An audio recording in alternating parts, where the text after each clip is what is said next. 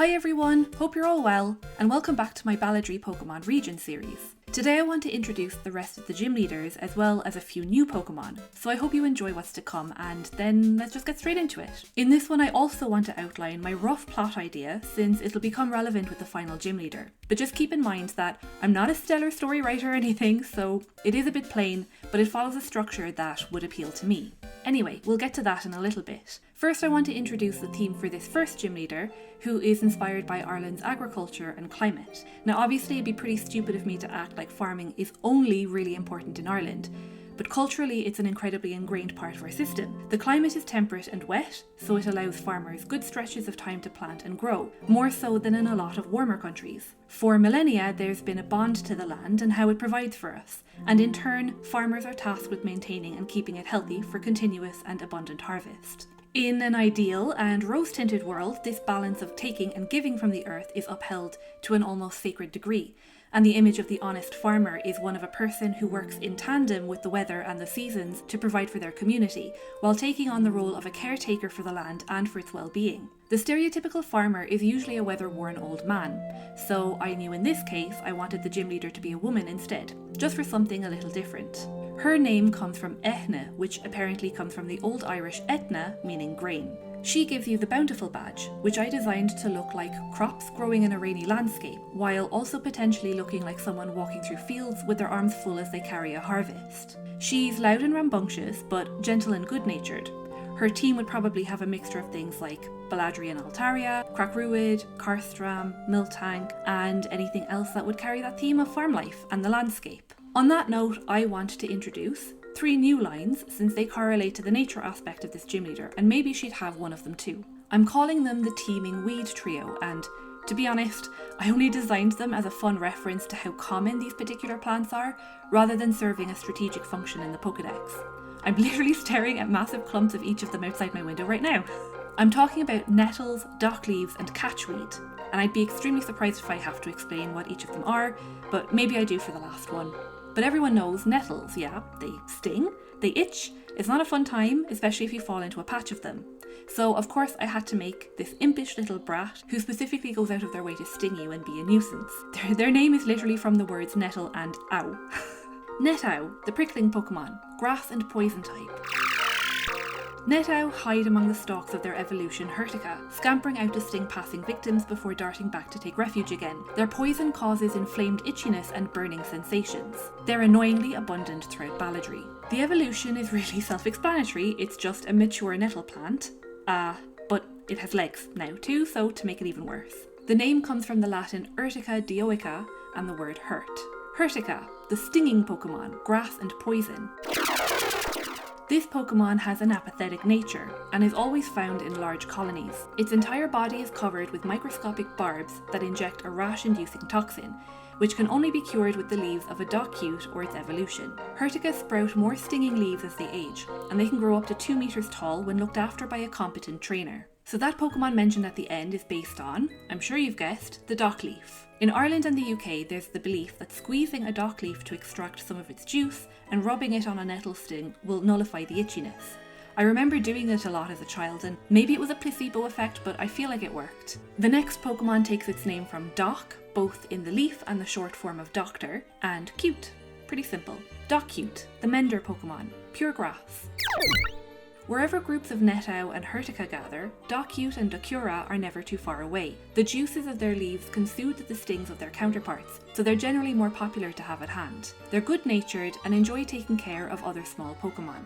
Docura is then the evolution. This design took me a little longer to solidify as essentially all it was just a bigger bunch of the same leaves. I also wanted to make it part fairy type, but thought that since it's supposed to be effective against the nettle Pokemon, I at least shouldn't make it 4 times weak to it, so pure grass was enough. I did consider adding psychic, but felt it didn't make sense. Anyway, the name is again from Dock and Cure. Docura, the healer Pokemon, pure grass. Docura are the preferred companion for those in the medical field and are often seen working in Balladrian Pokemon centres in place of the generally more favoured Chansey from other regions. Their leaves can heal stings, burns and rashes and are typically used as an ingredient for potions and salves. The third weed isn't strictly related to the other two, but also grows pretty much everywhere, that being stickyback or catchweed.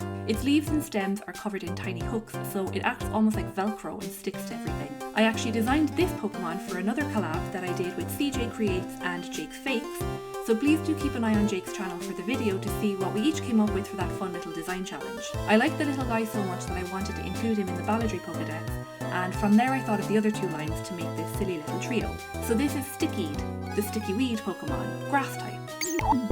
This Pokemon has trouble walking and relies on the stickiness of its leaves to attach to passing people and Pokemon, so it can travel from place to place. Though they're not related to either the Netau or Docute line, Stickeed also grow close to them, and unfortunately will often get stuck to one or both in their frequent squabbles. To round off this bunch is Stickeed's evolution, which is probably the silliest one of the lot.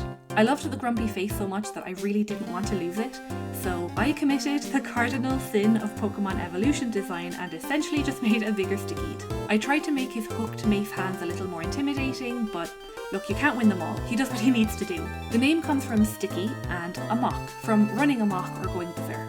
This is Stick-Amok, the barbed Pokemon, grass type.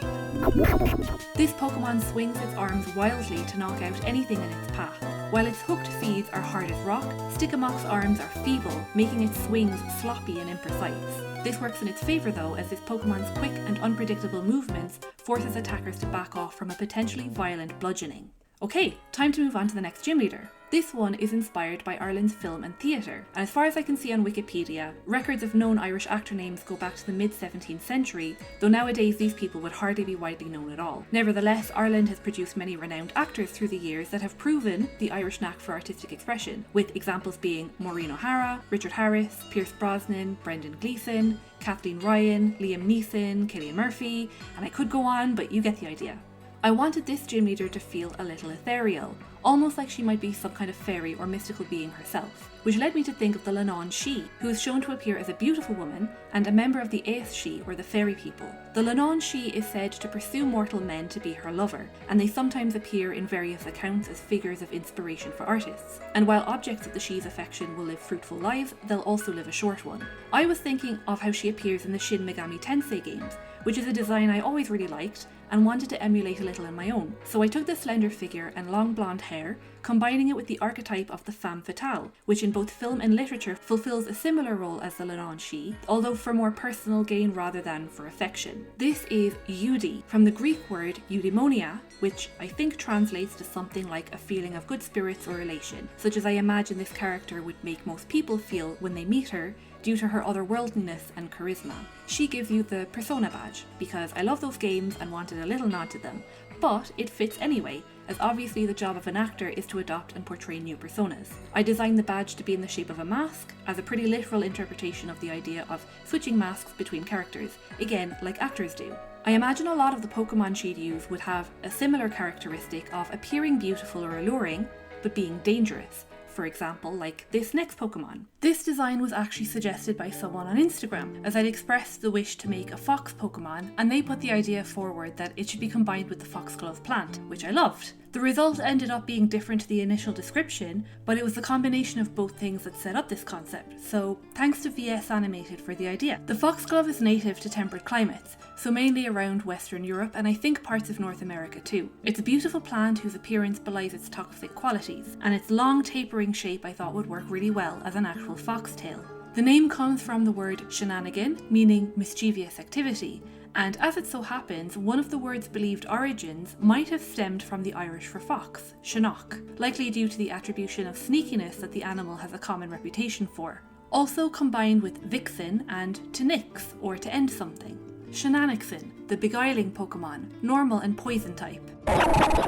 The clumps of fur around Shenanixen's body are actually poisonous barbs. The toxins come from the flower-like bells on its tail, which when shaken release both an alluring scent and a deadly pollen. Once distilled, this pollen can be made into a decadent perfume. Now might be a good time to also introduce another character who I never got around to before, and that is this guy, Rory. He's the son of Professors Oak and Hawthorn, and he's been on his Pokemon journey for many years already. He'd be a bit older than the player character, but would recognise them from years ago and be excited to reconnect. I imagine he'd play a role like Cynthia does in Sinnoh, where you'd meet him several times on your adventure, and he'd comment on the goings-on and point you in the direction you need to go next. Specifically with regards to the otherworld portals that you discover during the storyline, he'd be the one to suggest visiting his parents to get more information about them. He'd have already travelled to many other regions, and now that he's back in Balladry, he's enjoying wandering about the region, becoming known for his humour and good spirits, while strengthening his connection to his home. These points will become relevant in a little while.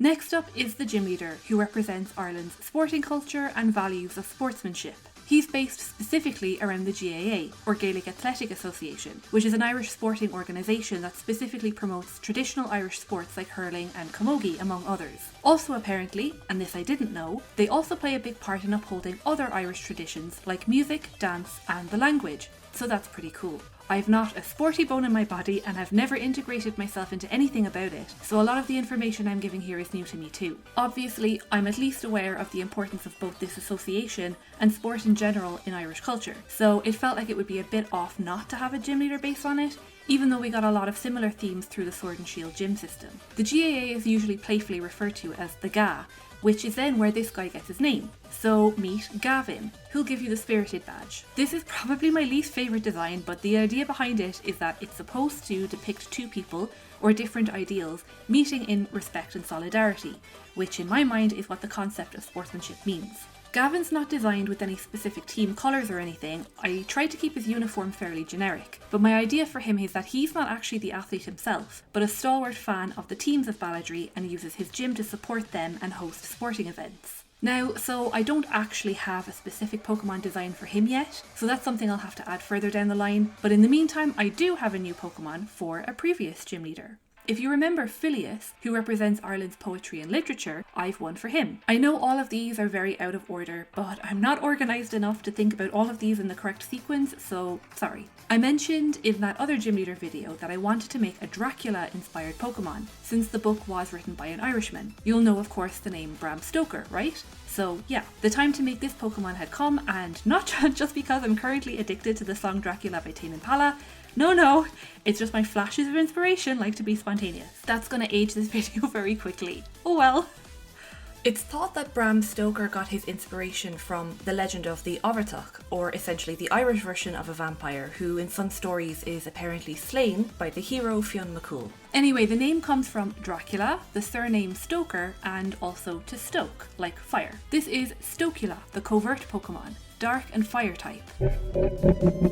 These nocturnal Pokemon stalk insomniacs and late-night wanderers. Those who are visited by this Pokemon often report feeling their blood turning hot, before falling unconscious and then waking with a boundless zest for life. It's believed that Stokula feed on any dark energies that a person might possess, providing catharsis from any kind of inner turmoil.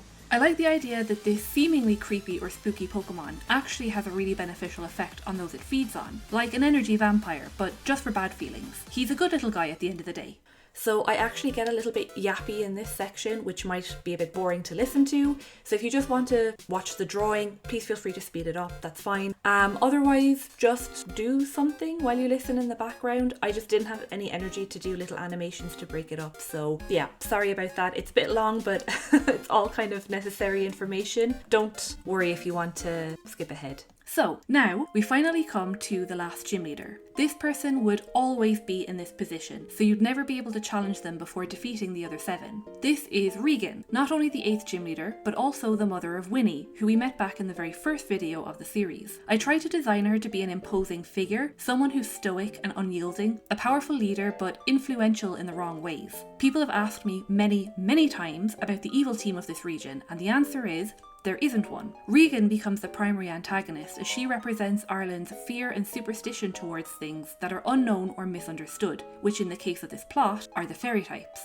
While these beliefs are much more watered down and taken less seriously nowadays, there's always an underlying half-joke about how things should or shouldn't be done, unless you incur the wrath of the fairies to some degree. Don't cut down certain trees, don't walk in fairy rings, don't forget to leave out milk, etc. There's this unspoken understanding that while we might outwardly scoff or laugh about the supernatural, the potential curses or danger in angering fairies is something that seems to be locked into the Irish psyche. Fairy tales are cautionary, and the concept of these spirits is so interwoven with the identity of the country that many people still feel this sense of fearful respect towards them, just in case. It's better to be courteous for nothing than to potentially suffer for life. Regan is also based on the Morrigan, who she gets her name from, a great figure of Irish mythology with ties to important heroes like Cuchulainn. The Morrigan is associated with war and strife. She riles up the people to do battle and spreads fear throughout her enemies, and all these aspects put together I thought would make for an effective character who directly opposes the very thing that grants the region its ancient cultural identity,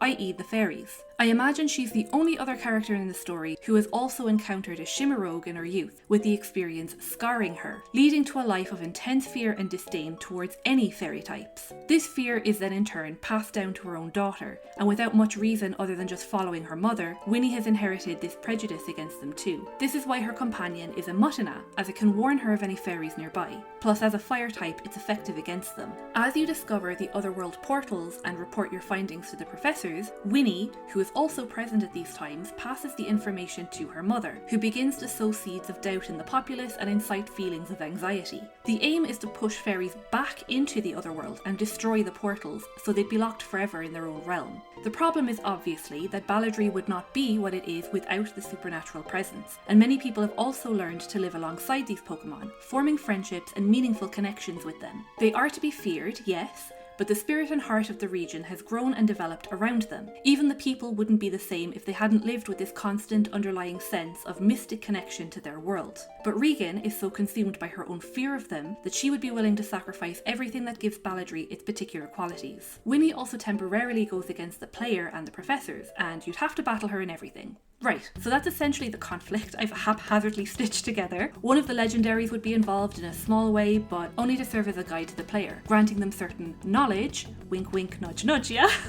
Okay, you probably get what that one's based on. Winnie eventually comes around because it would be revealed that Muttona is also part fairy type, and the reason they react to other fairies is just the nature of their fire reacting with the mystical energies. And in true Pokemon, friendship is rainbows and butterflies fashion. Her bond with Muttona is so strong that she realizes the error of her ways and blah blah, something like that. Before things come to a head, however, you'd still have time to earn Regan's badge, which is the Salvation Badge, as a representation of how Regan sees her role as a leader out of this perceived conflict. Once everything blows over, she's seen as unfit to keep her role as a gym leader if it means using the position for her own personal vendettas, so she's removed and replaced. And can you guess with who? Yeah, Rory. He's put forward by the people and professors as the best candidate to take the job, and he becomes the true final gym leader, representing Ireland's warmth and welcome. You may have heard of the phrase Céad Míle Fáilte, meaning 100,000 welcomes, which Ireland has designated itself to be the land of. I thought this was a fitting sentiment to round off the themes of the gym leaders. You would have to challenge Rory to earn his badge, as now the one from Regan is obsolete, and he'll grant you the Synergy Badge, which is designed to echo the Celtic Tree of Life. I thought it would be a poignant callback to his own surname, being Oak, which was a sacred tree to the Celts, as well as a symbol of life, strength, and with the many branches weaving through and meeting each other, it's a great representation of connection. Alright, that's everything for this video. I really hope that you enjoyed it, and well done if you stuck through the whole thing. I know a lot of it was just me prattling on a bit, but a lot of these ideas wouldn't have fit in any other video, so I kind of felt like it had to be in this one. We still have the Elite Four, Champion, Legendaries, and other Fakemon designs to get through, so I'm not done yet, obviously. But for now, thank you so much for watching, and I'll see you all in the next one. Bye!